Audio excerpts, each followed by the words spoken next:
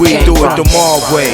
Leave him looking like a strawberry. My outlook on life is quite very positive. I'm a content fella until you tamper with my plans of going further. Fuck the hassle, it ain't worth my energy unless I must. If you insist, I'll be more than glad to. It's beef marriage, me and you the death doors. Scrape my fingertips on bricks. Welcome to another episode of Maximilian Must Know.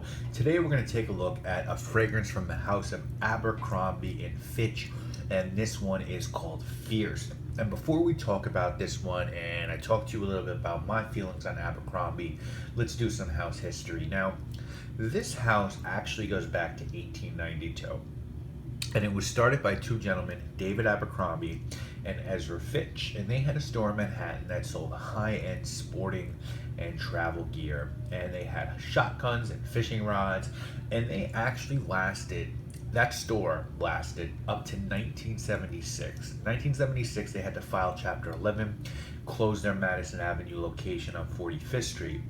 And what happened then was in 1978, there was a company in Texas called Oshman's Sporting Goods, and the owner of the company, Jake Oshman, bought the name and the mailing list of Abercrombie for $1.5 million. And he relaunched Abercrombie as a mail order store focusing on hunting items and novelty items. And once that business started to do really well, he opened outposts in Beverly Hills and Dallas and again in New York City. Now in 1988, he sold the name to Limited. And Limited was a clothing chain supplier in Columbus, Ohio, and they focused on Abercrombie and Fitch making clothing for young adults. They turned that into one of the largest apparel brands in the United States. Now, the way that I knew about Abercrombie and Fitch was around 1996, 97, my cousin, I went up to visit my cousin. He lived in Massachusetts in a small town called Holyoke. And I went up there, and he had gotten some money for Christmas, and he was like, I want to go to Abercrombie. And all his friends were wearing Abercrombie. I had never heard of it at the time. I was really into heavy, like Polo and Hilfiger and Nautica and Guess and stuff like that. And so him and his friends out there, everybody wore Abercrombie. And he took me to the store, and I thought it was decent quality. It reminded me a little bit of Banana Republic, sort of / Gap, but it was actually for them, for people out there, it was pretty pricey. It was about the price of Nautica or Tommy Hilfiger, not quite Polo, but about that price. I didn't like it that much. I thought the quality was good, but it was very preppy, and it wasn't my thing. Now, since then, around that time, 1997, this has been a big company. They've always been in the public eye due to advertising and their philanthropy, and they've had some controversy in regards to some of their branding and their legal conflicts over branding. They've recently had some really bad trouble with economic downturn. Their customers have started to look towards cheaper options like H&M and Forever 21. In October 2007, their stock price was $84 and an all-time high. And by November of 2008, it hit $14. So they have had hard times. The company's trying to refine that magic formula. Their CEO, Michael Jeffrey, stepped down after 22 years in December of 2014. Now, their first fragrance, Fierce, was introduced in 2002, and they spray Fierce on all around their stores and on their clothing, and they sort of want Fierce to be known as the Abercrombie and Fitch smell.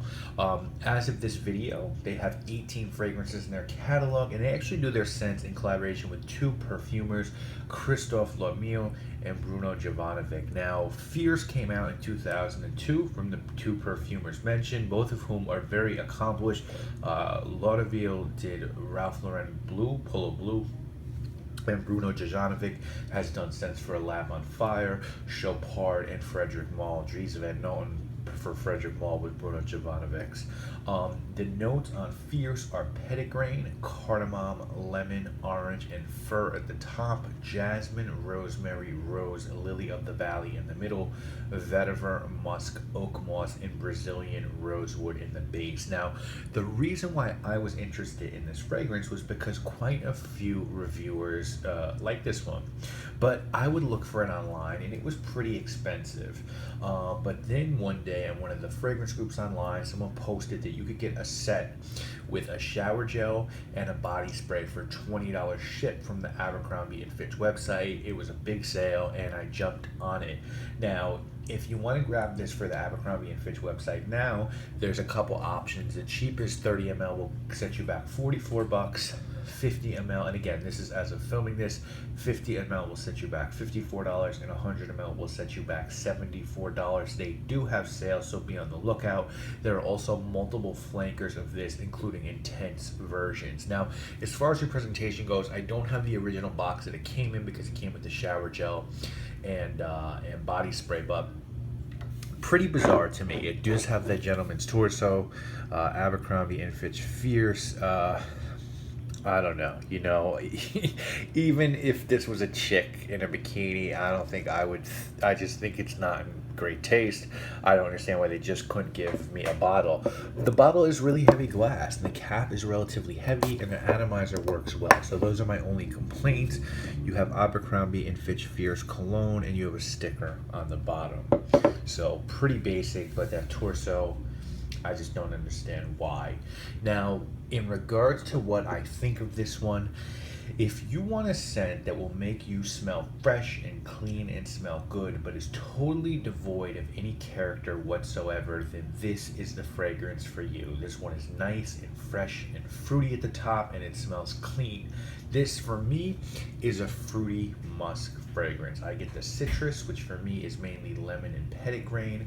I get some fir, and I get some florals in this one. Rose and lily of the valley are used very well here, and there's oak moss in this one, and the oak moss is definitely starting to become a favorite note of mine. So this one will start out with the citrus and the musk, and that's there throughout the life cycle of this one. The musk really sits well with the citrus, and you're also going to get a touch of green from the fir.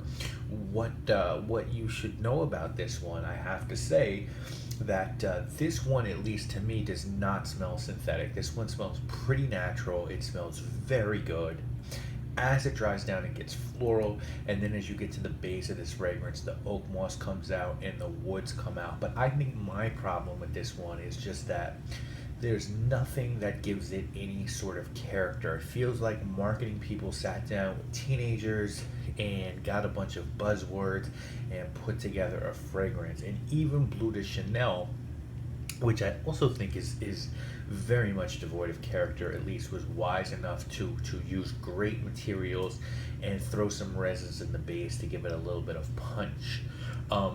Performance on this one is really good. This one projects, it lasts, and it has some decent sillage. I think that anyone who likes the smell of Abercrombie and Fitch stores can wear this fragrance, and it's very versatile. You can wear this one anytime of year, really at any occasion.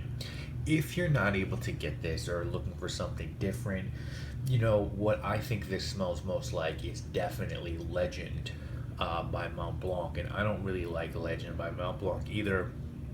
I think Legend Intense is a much better fragrance. This also gets comparisons to Playboy New York, which I've never smelled, so I can't comment on that. And it also gets comparisons to Very Sexy Platinum for Him by Victoria's Secret, and I can't comment on that one either. If someone were trying to talk you into purchasing this one, I think they would tell you that it smells really good, it performs really well, and it will probably get you compliments. But on the flip side, I think people would tell you that there's a lame ass bottle here. There's no character to this fragrance, and there's better fragrances that accomplish what this one does. Acqua di Gio, I would say, L'Eau d'Issy, Bleu de Chanel, Voyage by Nautica are all going to do the same things, but they're going to do it with a little bit more character. For me, this was a really hard fragrance to score because I'm not a fan of this one, but I'm going to be fair and give it a 5 out of 10. And that comes from the fact that it smells good and it performs well. So I can see why people like this fragrance. But with that said, I can't see how someone who watches these videos would want to wear this unless there's a nostalgia factor, and then I totally get it. When you go to a place where this is sold, like I would see my cousin, everyone in that town goes to the mall and they basically get everything from the mall. So you have everyone in that town all basically wearing the same things and smelling the same. And I'm just totally against that. You know, it's almost like being in the Twilight Zone. And I think that's why I have a problem with this one as well. Now, on the flip side, this is not an original scent. There's nothing original about this.